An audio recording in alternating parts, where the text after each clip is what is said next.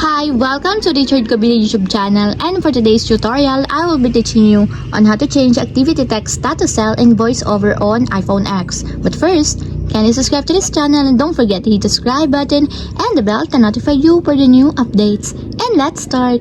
Using your iPhone X, from your home screen first, go to Settings. Then in the Settings, scroll down and find the Accessibility, then tap. Then after that, in the Accessibility, go to Vision section and then tap the VoiceOver. Then in the VoiceOver, scroll down again and then tap the Activities. Then in your Activities, tap your activity.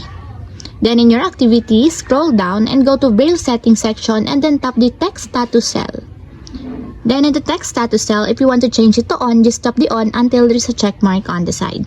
And if you want to change it to turn off, just tap it also until there's a check mark on the side. And lastly, if you want to change it again to default, just tap it again until there's a check mark on the side.